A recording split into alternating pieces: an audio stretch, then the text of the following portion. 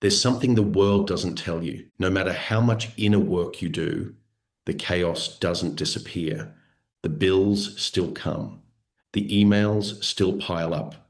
The economy still shifts. People still project their fears, their doubts, their noise onto you. The external world doesn't quiet down. If anything, it gets louder. So the real question isn't, how do I avoid chaos? The real question is, how do I become immune to it? Remember the man who sat in silence for 27 days.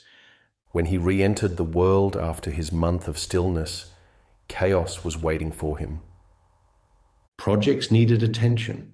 People wanted answers. Opportunities showed up. But so did problems. The difference. He didn't flinch.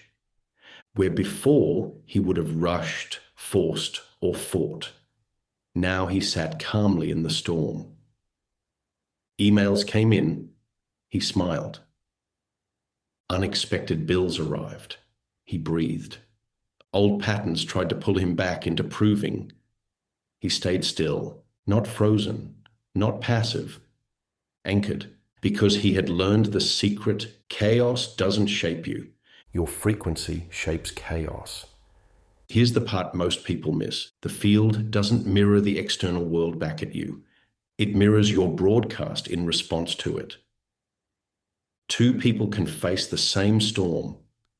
One contracts into fear, and the storm expands. The other expands into coherence, and the storm dissolves. Same storm, different broadcast, different timeline. Meanwhile, Maya was facing her own test. She had been practicing her identity alchemy. She had paused, breathed, shifted into her future self. But then, chaos knocked. Her boss announced sudden layoffs. A close friend betrayed her trust. A bill came in twice the amount she expected. The old self wanted to scream. The old self wanted to collapse. The old self wanted to say, "See, nothing has changed." But this time, Maya didn't bite. She remembered, the field is not responding to the chaos. It's responding to me. So she breathed, she paused, and she chose to transmit safety, even in the storm. The external didn't vanish, but her inner world stayed immune. Here's what Maya realized. Fear spreads like wildfire. But so does coherence. When she chose to hold peace in the middle of chaos, others around her softened too. Her co-workers felt calmer. Her conversations became smoother. Her nervous system stopped being a sponge for other people's panic. Because coherence is contagious. And when you broadcast it, chaos can't stick to you. So what's the first step to immunity? Awareness. You can't shift what you can't see. Most people get hijacked by chaos because they don't realize their body has already contracted. They don't notice the shallow breath. They don't notice the clenched jaw.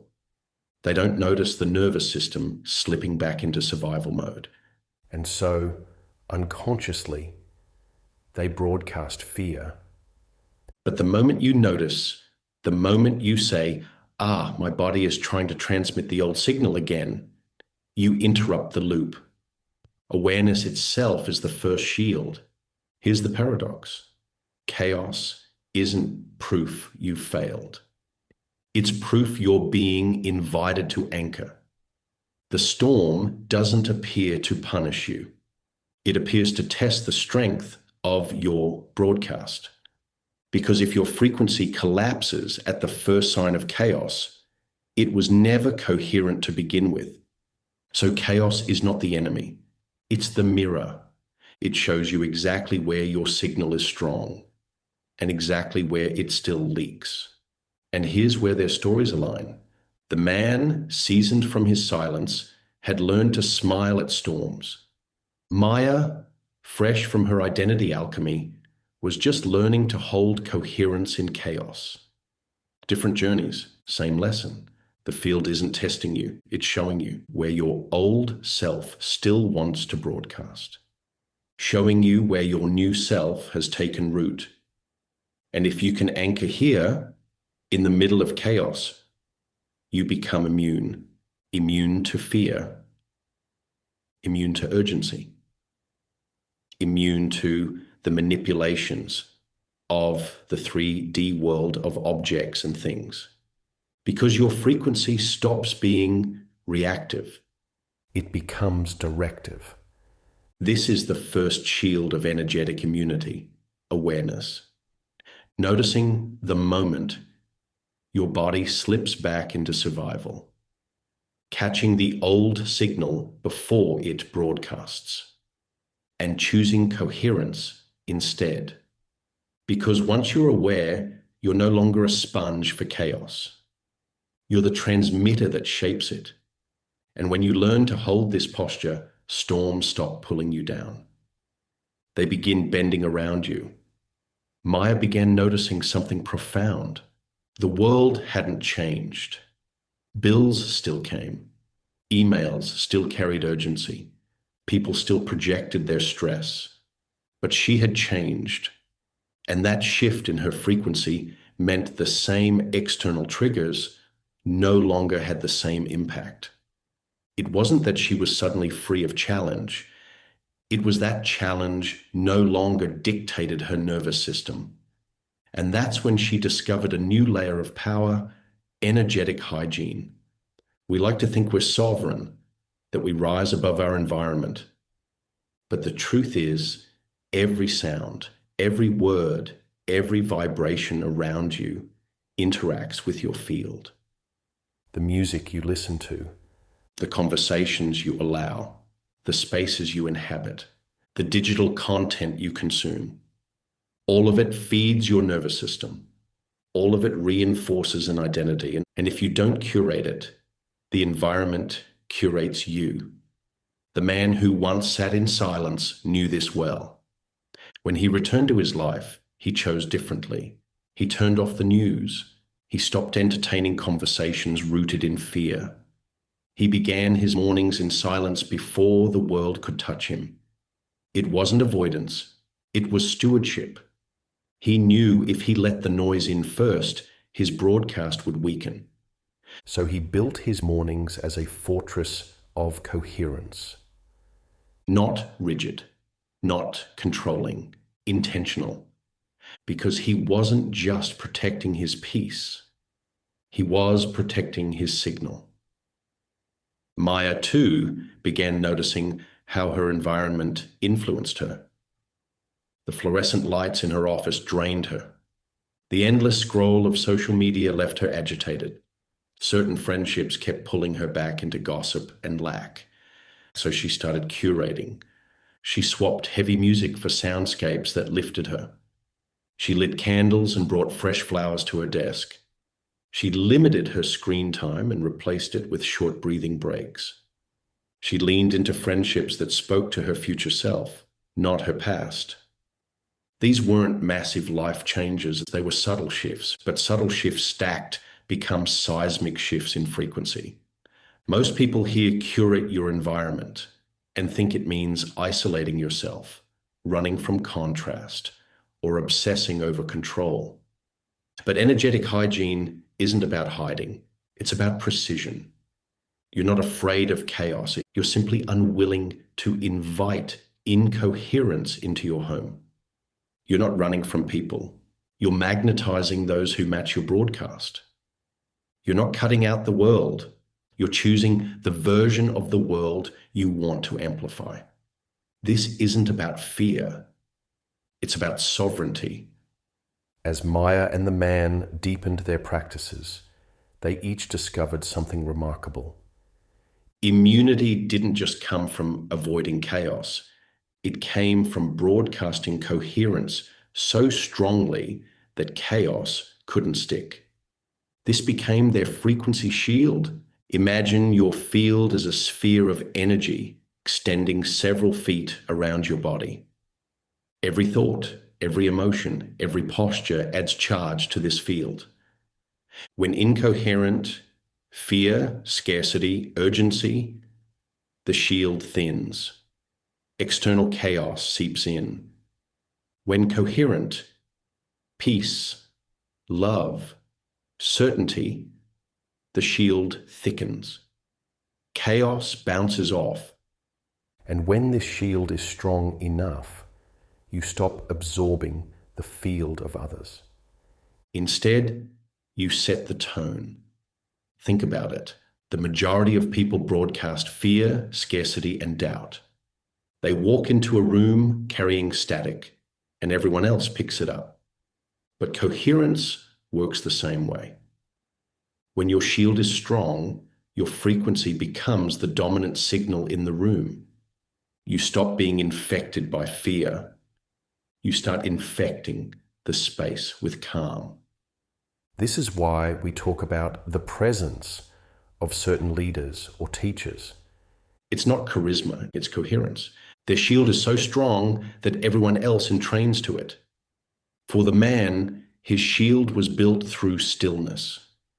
Every morning he sat in silence, not to chase results, but to remember his center. And as his center stabilized, his shield expanded. Soon he could walk into high-pressure meetings and change the energy simply by being there. He didn't have to speak much. His coherence spoke louder than his words. Chaos bent around him because his field refused to host it. For Maya, her shield was built through micro-decisions.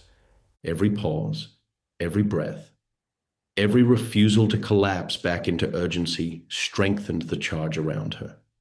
And soon her friends noticed. You're glowing lately. You seem calmer, even though things are crazy.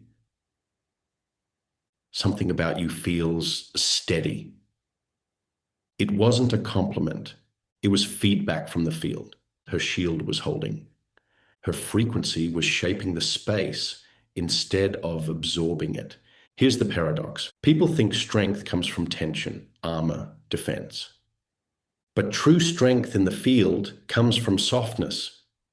The more coherent you are, the less you react. The less you react, the calmer your field. The calmer your field, the softer life feels. It doesn't mean challenges disappear. It means challenges lose their bite. The storm may still roar, but your shield makes it background noise. This is the second shield of energetic immunity: curation and coherence. Curating what you allow in, cohering your own field so strongly that chaos cannot stick. Because immunity isn't about running from storms. It's about becoming the eye of the storm, calm, centered, untouchable. And when you learn to hold that posture, you stop absorbing fear. You start transmitting coherence. And the field itself reorganizes around your steadiness. By now, Maya and the man had both discovered their shields. The man, through silence and stillness. Maya, through micro-decisions and identity, alchemy. Different paths. Same revelation. The storm outside will always exist. But your broadcast determines whether the storm passes through you or bends around you. Here's the paradox. Chaos doesn't appear to punish you. It appears to reveal the strength of your signal. If your frequency collapses at the first sign of turbulence, it wasn't coherent enough to hold anyway. So chaos becomes a mirror, not an enemy. It shows you where you're still leaking. It shows you where you're anchored. It shows you where your shield is strong and where it still needs charge. This is why warriors are forged in battle, not in retreat, and why your immunity isn't tested in meditation, but in the messy, unpredictable 3D world of life. For the man, the test came when an old business partner resurfaced, demanding money. Once upon a time, this would have sent him spiraling into defense, fear, and scarcity. But this time, he stayed still. He breathed. He responded without urgency. The situation resolved without collapse because his shield was intact. For Maya, the test came in her relationships. Her old self wanted to grasp, to people please, to bend herself out of shape to keep others happy. But her new self, anchored in coherence, chose differently. She said no without guilt. She said yes without fear. And instead of chaos, her relationships reorganized around her clarity. Because when you broadcast coherence, the field and the people in it have no choice but to mirror it. And here's where both Maya and the man landed. Immunity isn't about control. It isn't about force. It isn't about micromanaging every outcome. It's about freedom. Freedom from reactivity. Freedom from needing proof. Freedom from the illusions of fear and urgency. Because the field responds to freedom. When you're free enough to stop checking for signs. Free enough to stop bracing for disaster. Free enough to stop begging the universe to prove it's listening. Then you broadcast a signal so clean, so coherent, so magnetic. The field bends around you. This is where most people stumble. They think surrender means weakness. They think it means giving up, lowering standards, or letting go because you're tired. But real surrender isn't collapse. It's congruence. It's when your being is so aligned with your intention that you no longer monitor the timeline. You no longer watch the field like a scoreboard. You no longer demand results to prove alignment because you've stopped being separate from what you asked for. Surrender isn't defeat. It's the highest form of power. And then something miraculous happens. At first, you build a shield to protect yourself from chaos. But over time, the shield is no longer something you do. It becomes who you are. You no longer practice immunity. You embody it. Your field is no longer reactive. It is directive. You don't avoid chaos. Chaos avoids you because your signal is too coherent, too steady, too magnetic for fear to penetrate. This is the final layer. At higher octaves of frequency, you no longer vibrate at the level of fear, scarcity, or chaos. You become immune to the spells of the third dimensional world of objects and things. Immune to the manipulations of urgency. Immune to the seductions of the old self. You don't fight the matrix and you stop vibrating at its level. And when you no longer feed it your attention, it loses its grip entirely. That's the real liberation. So here they stand. The man and Maya. Two humans who once collapsed under chaos, now untouchable. Not because the world changed, but because they did. They discovered what most people never realize. Immunity doesn't come from escaping life. It comes from transmitting coherence so consistently that life has no choice but to bend. And now, it's your turn. Notice where chaos still hijacks your signal. Notice where your old self still broadcasts fear. Notice where your environment still weakens your shield. And then shift, pause, breathe, transmit coherence again and again until it's no longer a practice. It's who you are. This is energetic immunity, not numbness, not avoidance, not control, but freedom. Freedom to stand in the middle of the storm and feel untouched.